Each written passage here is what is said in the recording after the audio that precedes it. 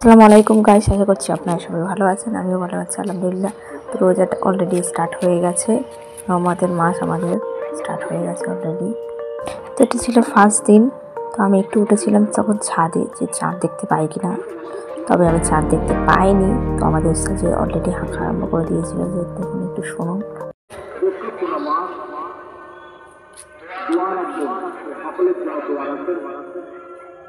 রমজান মাসে কারো বস্তা দেবেন না, কারো গালিগুলি দেবেন না। যদি সহ্য করতে না পারেন আপনি ঘরে শুয়ে পড়বেন, কিন্তু কাউকে গালি দেবেন না, কারোর জন্য বস্তা করবেন না। সবাই আদায় করবেন ইনশাআল্লাহ। পরে চারিদিকে এবারে আজান দেওয়া স্টার্ট হয়ে আছে। আজকে প্রথম তারাবি। এখানে আমার একটু ক্লিক নেওয়ার চেষ্টা করেছিলাম, তো আমাকে হয়তো হাফছা দেখা যাচ্ছে একটু একটু, যেহেতু তখন খুবই অন্ধকার ছিল।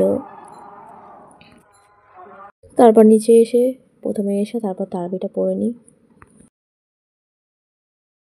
তো ভোরবেলাও এখানে নামাজটা পড়ে তারপরে শুয়ে পড়ি।